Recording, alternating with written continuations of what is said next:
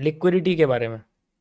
Liquidity absorption, liquidity volume analysis वाला, और volume contraction और एक्सपेंशन के ऊपर।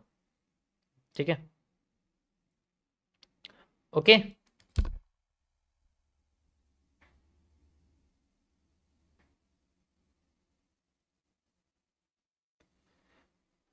लिक्विडिटी को मैं कई बार एक्सप्लेन कर चुका हूँ, लेकिन मुझे करनी पड़ी क्योंकि मुझे आपको वॉल्यूम एक्सपेंशन और कॉन्ट्रैक्शन समझा रहा है, ये आपका रिवीजन है आज का। और कुछ स्ट्रक्चर फेलियर्स के बारे में बताने कि चलते चलते डब्ल्यू क्यों फेल कर जाता है, चलते चलते एम क्यों फेल कर जाता है। ठीक है, ये चीज़ें मुझे आपको अब शुरू करनी है, तो आप कह सकते हो कि थोड़ा सा इंपॉर्टेंट है। तो भाई पहले ये बताओ डे वन किस किस का है? काम की बात करो पहले तो।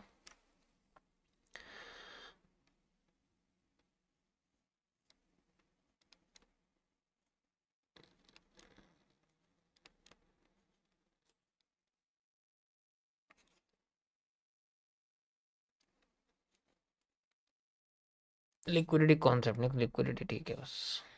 किस किस का है डे वन? ओके, थोड़ा सा डिस्क्लेमर दे देते हैं। वैसे तो अब वो ऊपर भी लिखा आ जाया करेगा आपको। देखो मैं अभी आपको अमेरिकन लैंग्वेज में पढ़ के सुना रहा हूँ। This stream is for education and learning purpose only, not a buy sell advice. I and we are not SEBI registered advisor. अब हिंदी में सुन लीजिए। मेरी स्ट्रीम पर कोई भी ट्रेडिंग नहीं करेगा, बाय सेल की भीख मांगने नहीं आएगा। ज़्यादा से ज़्यादा आप एक नोटबुक लेके चीज़ें लिख सकते हो जो आपको अच्छी लगेगी या लग सकती है, जो बताने वाला हूँ। इससे ज़्यादा किसी भी तरीके की stock, crypto, forex, option, premium की किसी भी तरीके की एडवाइजरी और पोजीशन और लॉस रिकवरी के मांगने ना आए। मेरे दिमाग में वर्ड आया था लेकिन मैंने बोला नहीं, कोई बात नहीं, चलो। ओके, सो एमएमसी का आज आपका लिक्विडिटी का कॉन्सेप्ट है।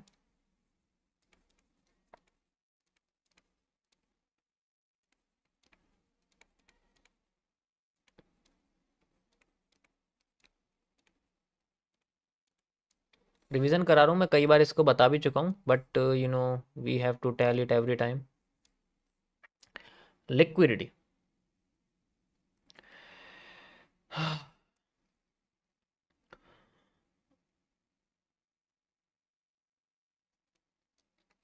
देखो होता क्या है, लिक्विडिटी क्या होती है कि ये बेसिकली आपका स्टॉक मार्केट का टर्म है। ठीक है, मतलब आप इसे कह सकते हो कि ये उन मार्केट का टर्म है जो सेंट्रलाइज्ड है। मैं आसान भाषा में बात करूं, only used in the centralised market. Centralised का मतलब होता है जिनको एक एक्सटर्नल बॉडी कंट्रोल करती है उसके फ्रॉड और अनफ्लॉड होने से। मतलब कोई भी सेंट्रल बॉडी होती है, कोई भी गवर्नमेंट ऑथराइज बॉडी जो होती है, वो आपका कंट्रोल करती है। उन्हीं मार्केट में लिक्विडिटी वर्ड का एग्जैक्ट मतलब समझा जाता है, उसके अलावा और किसी मार्केट में नहीं होता। ठीक है, तो पहले समझो लिक्विडिटी को यूज़ कैसे करते हैं। सेंट्रलाइज्ड मार्केट होती हैं जैसे कि आपकी स्टॉक मार्केट होती है। ठीक है, जैसे कि आपकी गवर्नमेंट बॉन्ड्स मार्केट होती है। ठीक है, जैसे कि आपकी स्पॉट मार्केट होती है। स्पॉट कोई सी भी मार्केट हो सकती है जो जनरली किसी भी देश में होती है।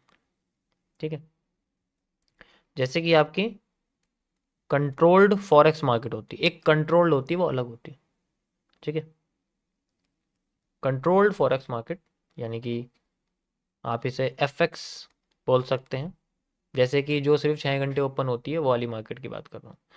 अब ऐसी मार्केट में इन सब वर्ड इसको यूज वर्ड इस वर्ड को यूज करते हैं। इसका मतलब क्या? अब तुम सोच रहे हो कि लिक्विडिटी तो हम लोग जगह ही बोलते रहते हैं, ऐसे होता है वैसे होता है, लेकिन एक्चुअल में नहीं।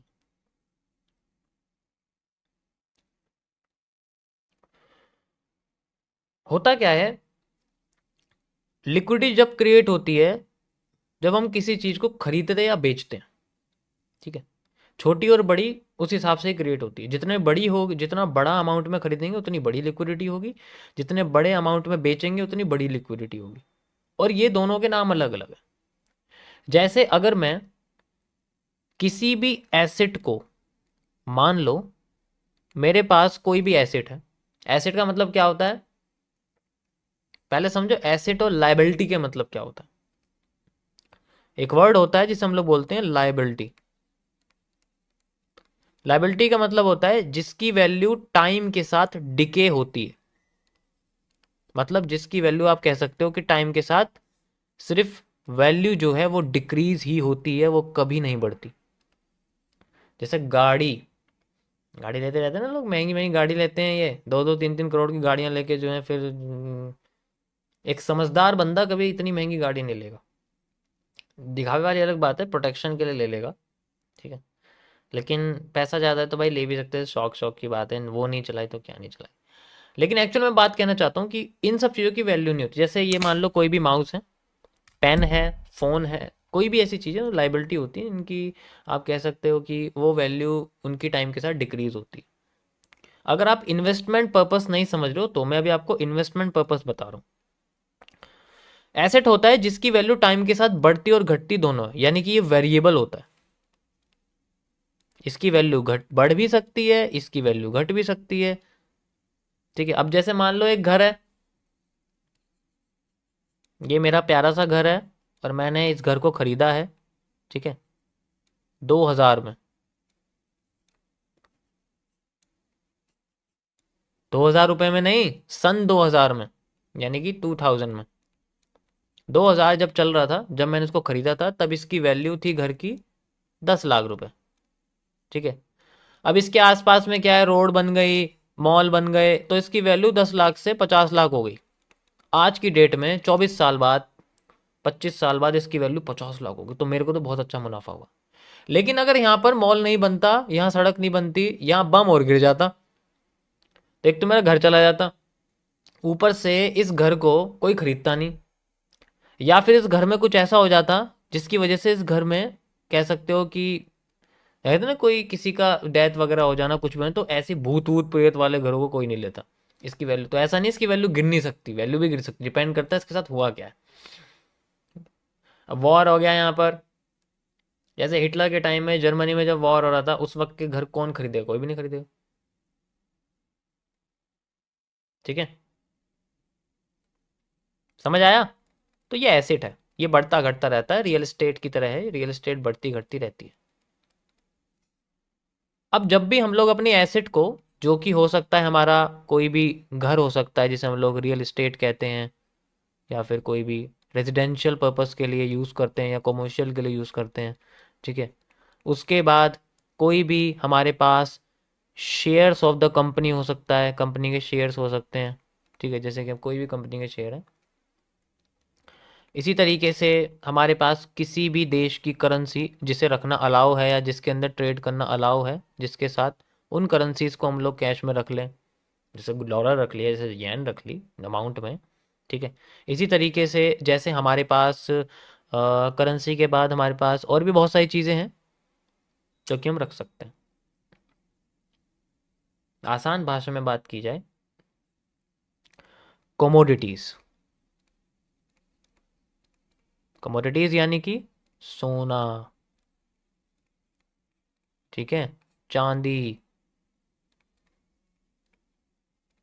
ठीक है, वाइट गोल्ड, प्लेटिनम, जैसे ये देखो ये वाइट गोल्ड है, ठीक है, ऐसा प्लेटिनम होता है, इसको वाइट गोल्ड बोलते हैं, प्लेटिनम, ठीक है। तो ये सारे क्या हैं, ये भी एसिड होते हैं, टाइम के साथ ये भी बढ़ते घटते रहते हैं, ओके।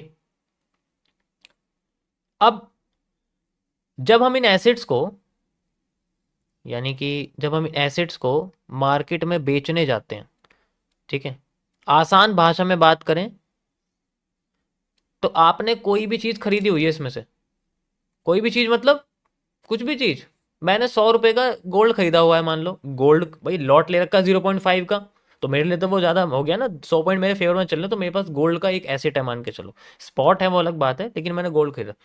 तो एसेट यानी कि अब ये एसेट कहाँ होगा, ये एसेट होता है हमारे ट्रेडिंग अकाउंट में,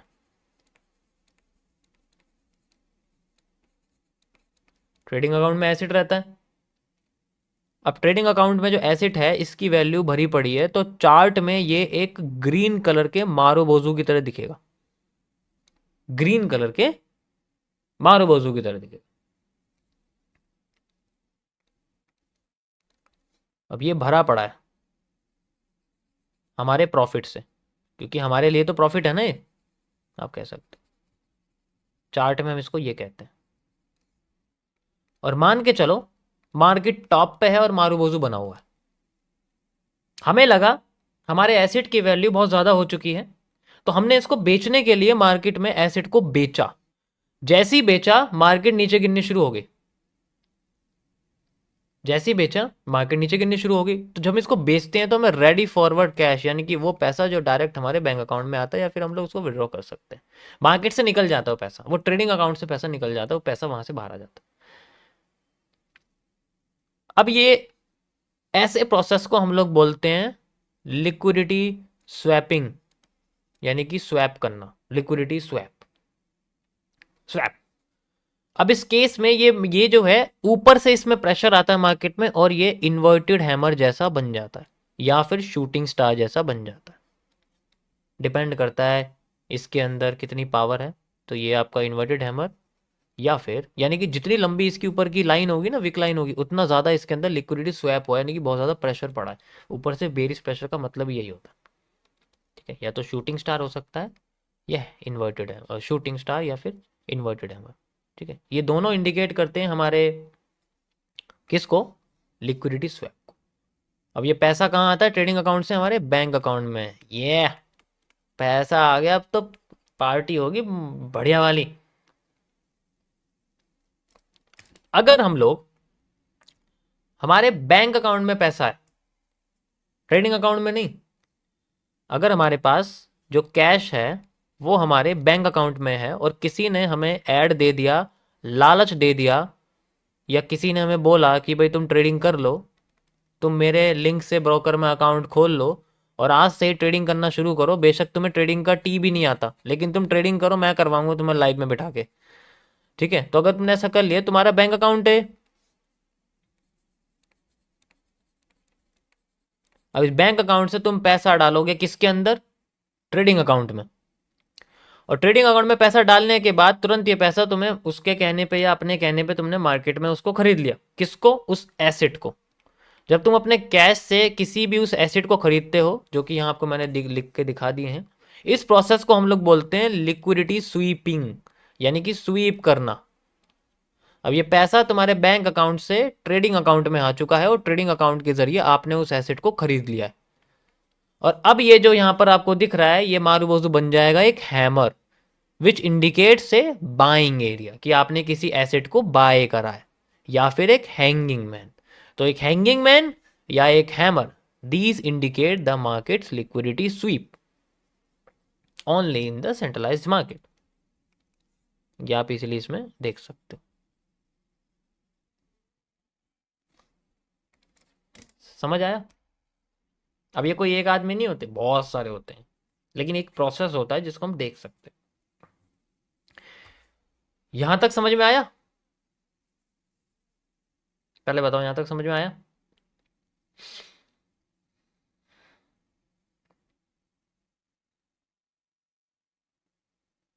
हाँ ना, कुछ तो बोलो।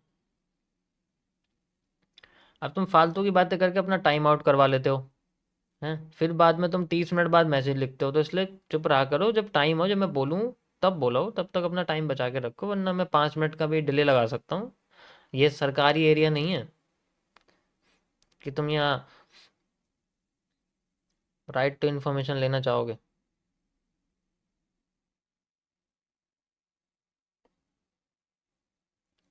ठीक है, परफेक्ट। अब बात करते हैं थोड़ी सी कॉम्प्लिकेशन के बारे में, ये इतना नहीं है।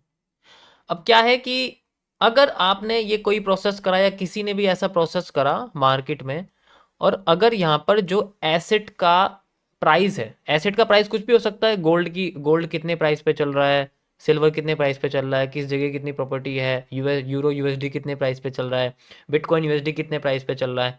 ठीक है, तो उसका जितना ही प्राइस है, अगर उस एसेट का प्राइस फ्लक्चुएट नहीं करा ज़्यादा, यानी कि ज़्यादा हिला नहीं, ज़्यादा अमाउंट में एकदम से गिरा नहीं, मार्केट एकदम से उठी नहीं, तब तो कोई इशू नहीं है। तो तभी लिक्विडिटी मानी जाएगी अगर यहां पर विदाउट द फ्लक्चुएशन। फ्लक्चुएशन का मतलब होता है बहुत ही जल्दी अमाउंट में किसी एसेट का प्राइस हिलना, फ्लक्चुएशन ऑफ प्राइस, तब तो ठीक है, तब तो हम इसे एसेट बोलेंगे। लेकिन अगर ऐसा हो गया अगर ऐसा हो गया कि इसमें से कुछ भी करते हुए, एसेट को कैश में कन्वर्ट करते हुए, अपने एसेट जल्दी जल्दी बेचते हुए या जल्दी जल्दी खरीदते हुए एकदम से मार्केट गिर गई या उठ गई, इस कंडीशन को हम बोलते हैं इललिक्विडिटी। ठीक है, स्पेलिंग गलत हो सकती है, इसको देख लेना, इललिक्विडिटी हम इसको बोलते हैं। और कब आती है? ये तब आती है जब हमारी मार्केट में किसी भी तरीके से, गलत तरीके से, या फिर बहुत सारे लोग एक ही बार में किसी भी एसेट को बेच रहे हैं। जैसे अगर मार्केट अपने आराम से किसी अच्छी जगह पे चल रही है, कोई इशू नहीं है, वो अपने आप को डाउन लेके जाती है और कंटिन्यू कर रही है एक नॉर्मल वे में, एकदम से किसी वजह से मार्केट में डाउन ट्रेंड आ जाता है, भाई ये तो बहुत बड़ा मूव है किसी मार्केट के लिए, और बेसिकली उन मार्केट्स के लिए जो सेंट्रलाइज्ड है, जैसे स्टॉक मार्केट वगैरह। तो ऐसे केस को हम लोग बोलते हैं इलिक्विडिटी, क्योंकि इसमें अब मार्केट नीचे आ रही है, इसका मतलब क्या हो रहा है, इसको हम क्या बोलेंगे, इसको बोलेंगे हम लोग बहुत भयंकर रूप में लिक्विडिटी स्वीप हो रही है यहाँ पर। ठीक है, तो इसका मतलब क्या है, अब अगर सेंट्रलाइज्ड मार्केट है, ठीक है, यानी कि वो मार्केट जिसको एक अथॉरिटी मैनेज कर रही है,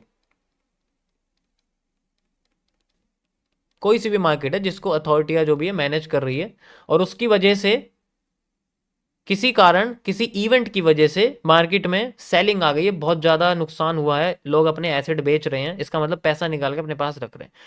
अब यहां पर क्या करेंगे, जैसे कि कोई भी सेंट्रल अथॉरिटी या सेंट्रल बैंक है एग्जाम्पल के लिए, ठीक है, जो सेंट्रल बैंक है वो क्या करेगा,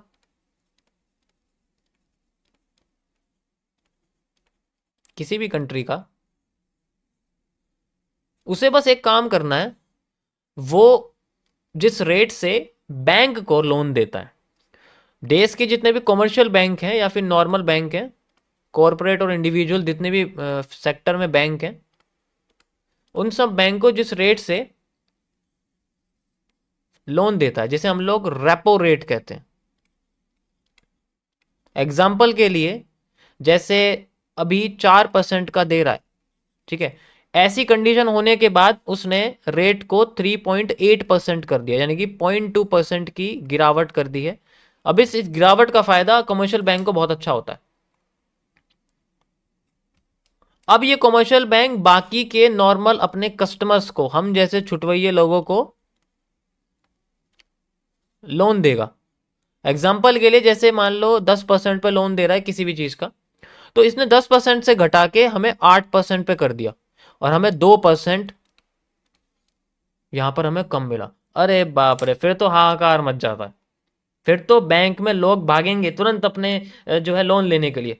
जैसे ही लोन लेंगे, अब वो लोन लेने के बाद पैसा कस्टमर के बैंक अकाउंट में आ जाएगा, आ गया, उसके अकाउंट में बन गया एक मारोबोजू, एग्जाम्पल के लिए चार्ट पे।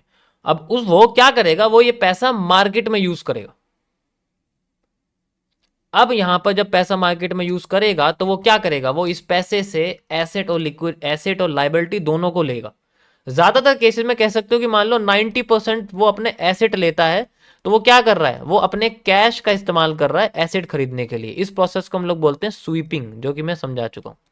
कोई भी एसेट खरीद सकता है, और जब एसेट खरीदेगा तो मार्केट में हमें नजर आएंगे हैमर बने हुए, हैमर बने हुए, हैंगिंग मैन बने हुए, और मार्केट एकदम से, और ये कोई एक आदमी तो करेगा नहीं, जब फायदा सबको हो रहा है तो सभी करेंगे, तो ऑटोमेटिकली मार्केट अपने आप ग्रो करना शुरू कर देगी। अपनी ओरिजिनल पोर्शन पे जब तक जाएगी नहीं, तब तक ये रेट रहेगा।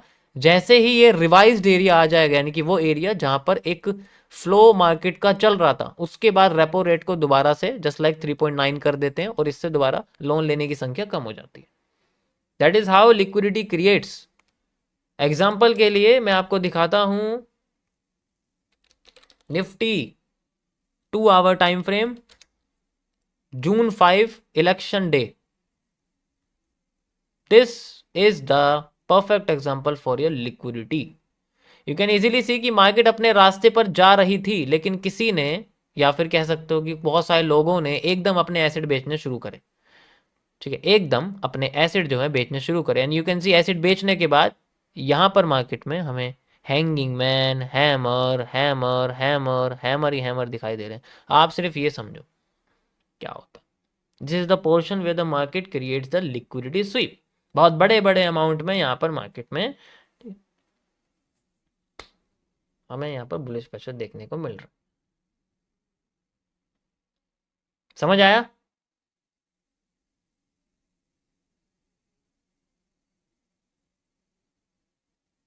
Got it?